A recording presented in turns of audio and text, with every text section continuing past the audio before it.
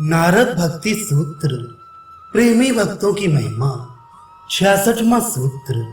3 अर्थात स्वामी, सेवक और सेवा रूपों को भंग कर नित्य दास भक्ति से या नित्य कांता भक्ति से प्रेम ही करना चाहिए, प्रेम ही करना चाहिए। व्याख्या। स्वामी, सेवक और सेवा अथवा पति, पत्नी और पति सेवा, इन तीन तीन रूपों को मिटाकर नित्य दास से भक्ति के द्वारा अथवा कांता भक्ति के द्वारा भगवान से प्रेम ही करना चाहिए। दास्य भाव और कांता भाव, इन दोनों में ही आगे चलकर भगवान के साथ तन्मयता हो जाती है। निष्काम भाव से शरीर, मन, वाणी सब कुछ स्वामी को अर्पण कर एक अपने स्वामी को छोड़कर जगत में दूसरे किसी को भी ना जानना, ये दास्य भक्ति का आदर्श है।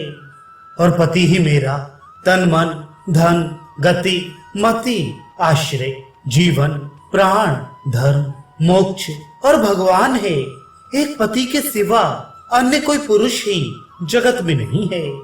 पति का धन मेरा धन, पति का तन मेरा तन, पति का मन मेरा मन, पति की सेवा मेरी सेवा, पति का ऐश्वर्य मेरा ऐश्वर्य, पति का मान मेरा मान, पति का अपमान मेरा अपमान, पति के प्राण मेरे प्राण। इस प्रकार एकमात्र पति परायणा, पतिगत प्राणा होकर निष्काम अनन्य भाव से निरंतर सेवा में लगे रहना, यह कांता भक्ति का आदर्श है। वास्तव में दोनों एक ही हैं, दोनों में ही समता है, दोनों में ही अभिन्नता है। दास्य भक्ति में भी सेवक अपना सब कुछ भुलाकर स्वामी के नाम गोत्र वाला बन जाता है, और कांता भक्ति में तो अपने नाम गोत्र को पति के नाम गोत्र में मिलाने पर ही कांता भाव की प्राप्ति होती है। स्वामी और सेवक का कुल गोत्र एक हो गया। इस दास्य भाव की महिमा गाती हुई भगवती श्री राधिका जी भक्तवर उद्धव जी से कहती हैं, सब वरों में श्रेष्ठतम वर श्री कृष्ण भक्ति या श्री कृष्ण दास सी है। 5 प्रकार की श्रेष्ठ मुक्तियों से हरि भक्ति ही श्रेष्ठ एवं गुरुतर है। ब्रह्मत्व, देवत्व, अमृतत्व, अमृतत्व प्राप्ति, सिद्धि लाभ, इन सभी से श्री हरि का दासत्व प्राप्त होना सुदुर्लभ है। कांता भक्ति में तो एकात्मता है ही। कांता और कांत तो घुल मिलकर एक ही हो जाते हैं, अतएव वहां त्रिरूप का भंग आप ही हो जाता है। सूत्रकार कहते हैं, इस एकात्मता के आदर्श को सामने रखकर इस भाव को मन में स्थान देकर दास्य भाव या कांता भाव से भगवान के प्रति केवल प्रेम ही करो। 67वां सूत्र। एकांत भक्ति ही श्रेष्ठ है। व्याख्या। इससे पूर्व सूत्र के अनुसार भक्ति करने वाला भगवान का अनन्य भक्त ही सब में श्रेष्ठ है, क्योंकि उसका तन, मन, धन सब कुछ परमात्मा हो जाता है। वह परमात्मा का यंत्रवत होकर संसार में रहता है। उसका आत्मा परमात्मा से मिल जाता है। उसका मन परमात्मा के मन में रम जाता है। उसके नेत्र सब जगह सर्वदा परमात्मा को ही देखते हैं। 68वां सूत्र। ऐसे अनन्य भक्त कंठ अवरोध, रोमांच और अश्रु युक्त नेत्र वाले होकर परस्पर संभाषण करते हुए अपने कुलों को और पृथ्वी को पवित्र करते हैं। व्याख्या। अनन्य भक्तगण जब इकट्ठे होकर अपने प्राण स्वरूप प्रियतम की चर्चा करते हैं तो उनका प्रेम सागर उमड़ पड़ता है। तब वे चेष्टा करने पर भी नहीं बोल सकते। उनके कंठ रुक जाते हैं, शरीर पुलकित हो जाता है। रोम रोम से प्रेम की किरण धाराएं निकलकर उस स्थान में निर्मल प्रेम ज्योति फैला देती हैं। वहां का वातावरण अत्यंत विशुद्ध और प्रेममय हो जाता है। उस समय वे भक्तगण प्रेम विवल होकर आंखों से प्रेम के आंसुओं की धारा बहाते हुए परमानंद में मग्न हो जाते हैं। ये स्थिति बहुत ही दुर्लभ और परम पवित्र होती है। जिन भाग्यवानों को ये अवस्था प्राप्त हो जाती है उन सबके कुल तो पवित्र होते ही हैं, वरन उनके अस्तित्व से पृथ्वी भी पवित्र हो जाती है। उस समय उन पवित्र प्रेम स्वरूप भक्त के तन से स्पर्श की हुई जरा सी हवा जिसके शरीर को स्पर्श कर लेती है वह भी पवित्र हो जाता है। शास्त्र में कहा है, जिसका चित्त अपार संवित एवं सुख के सागर पर ब्रह्म में लीन हो गया है, उसके जन्म से कुल पवित्र, जननी कृतार्थ और पृथ्वी पुण्यवती हो जाती है। श्रीमद् भागवत में भगवान कहते हैं, प्रेम के प्रकट हो जाने से जिसकी वाणी गदगद और चित्त द्रवीभूत हो जाता है, जो प्रेमावेश में बार बार रोता है, कभी हंसता है, कभी लाज छोड़कर ऊंचे स्वर से गाने और नाचने लगता है, ऐसा मेरा परम भक्त त्रिलोकी को पवित्र कर देता है। 69वां सूत्र। ऐसे भक्त तीर्थों को सुतीर्थ, कर्मों को सुकर्म और शास्त्रों को सदशास्त्र कर देते हैं। व्याख्या। तीर्थ पापी नर नारियों को निष्पाप और पवित्र करते हैं, परंतु पापात्माओं के सतत समागम से उनमें मलिनता आ जाती है। तीर्थों की वह मलिनता भक्तों के समागम से नष्ट होती है। दिलीप कुमार महाराज भगीरथ के घोर तप से प्रसन्न होकर वर देने के लिए आविर्भूत हुई भगवती श्री गंगा जी ने उनसे कहा, भगीरथ, मैं पृथ्वी पर कैसे आऊं? संसार के सारे पापी तो आ आकर मुझ में अपने पापों को धो डालेंगे, परंतु उन पापियों के अपार पाप पंख को मैं कहां धोने जाऊंगी? इस पर आपने क्या विचार किया है? इसी के उत्तर में भगीरथ ने कहा, हे माता, समस्त विश्व को पवित्र करने वाले, विश्व के त्यागी, शांत स्वरूप ब्रह्मनिष्ठ साधु महात्मा आकर तुम्हारे प्रभाव में स्नान करेंगे, तब उनके अंग के संग से तुम्हारे सारे पाप धुल जाएंगे, क्योंकि उनके हृदय में समस्त पापों के नाश करने वाले श्री हरि निवास करते हैं। प्रचेतागण भगवान की स्तुति करते हुए कहते हैं, आपकी जो भक्तगण तीर्थों को पवित्र करने के लिए ही भूमि पर विचरण करते हैं, उनका समागम संसार भय से भीत पुरुष को कैसे प्रिय नहीं होगा। धर्मराज युधिष्ठिर भक्तराज विदुर जी से कहते हैं, हे प्रभु, आप सरीखे भगवत भक्त स्वयं तीर्थ रूप हैं।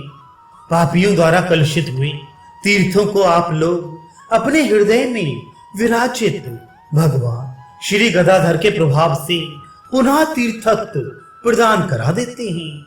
इसी प्रकार जिन शास्त्रोक्त कर्मों को भक्तगण करने लगते हैं वे ही सत्कर्म हो जाते हैं, और वे जिस शास्त्र को आदर देते हैं वही सत्शास्त्र माना जाता है। वरन ये कहना भी अत्युक्ति नहीं है कि भक्त जिस जगह रहते हैं, जिस सरोवर या नदी में स्नान करते हैं वही तीर्थ बन जाता है।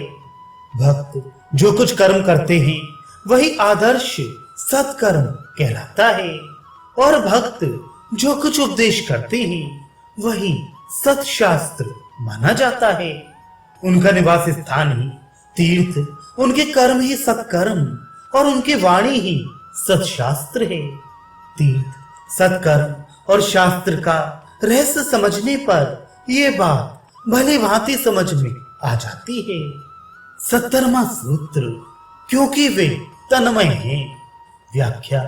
जैसे नदी समुद्र में मिलकर समुद्र बन जाती है, इसी प्रकार भक्त भी अपना तन मन बुद्धि अहंकार सब कुछ प्रियतम भगवान के समर्पण कर भगवान के साथ तन्मय हो जाता है।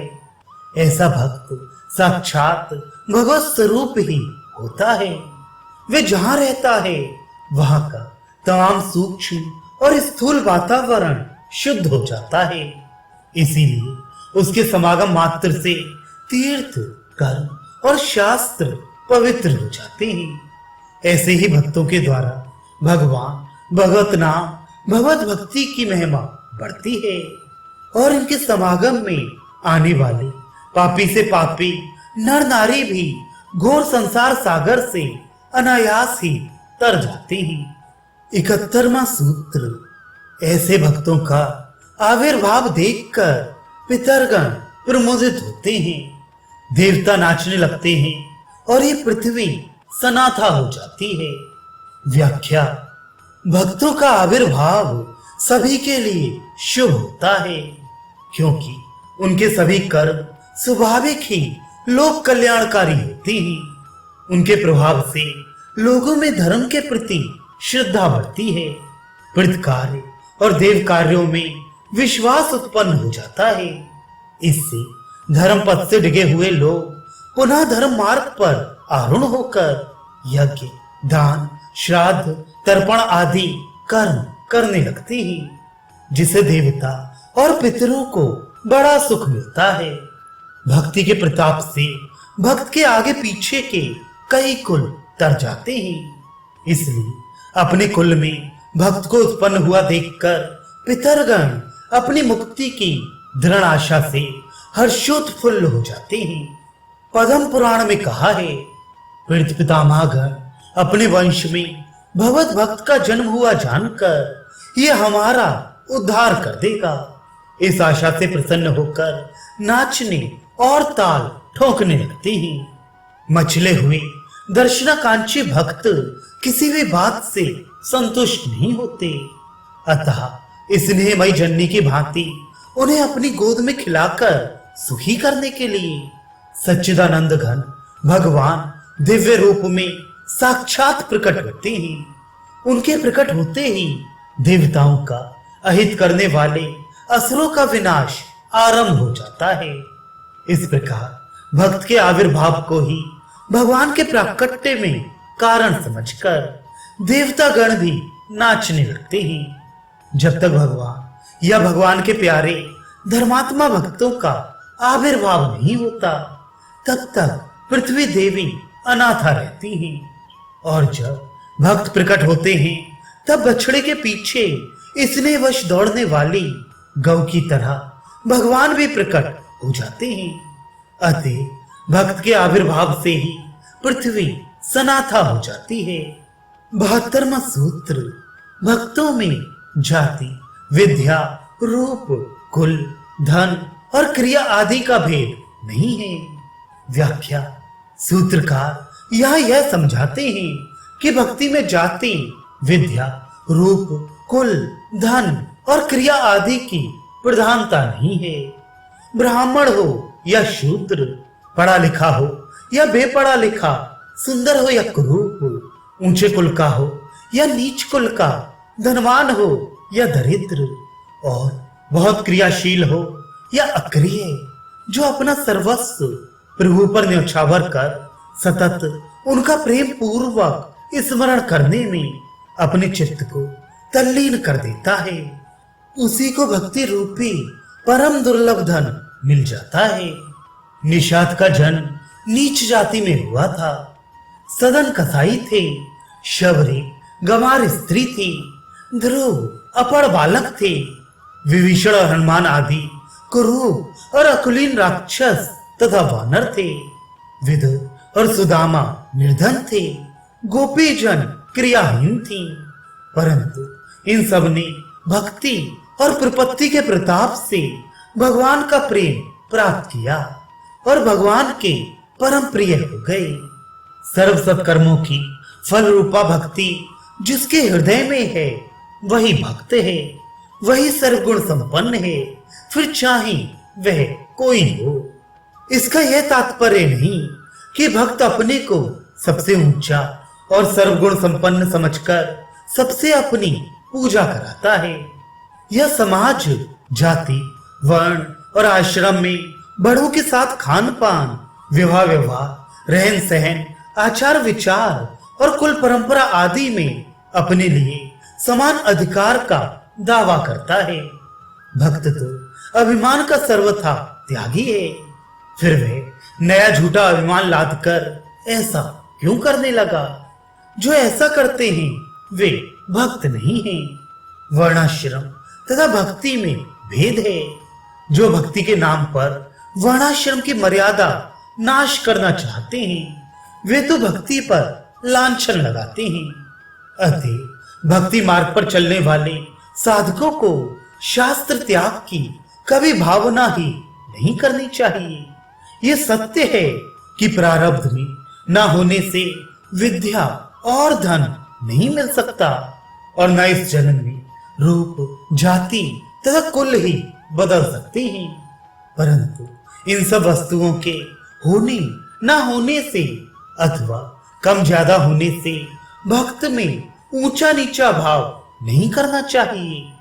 भक्ति के नाते जात भेद आदि के कारण भक्त को नीचा कदापि नहीं समझना चाहिए। वैष्णव शास्त्रों में इसीलिए भक्तों में जात भेद बुद्धि को एक अपराध बतलाया है। 73वां सूत्र, क्योंकि भक्त सब भगवान के ही हैं।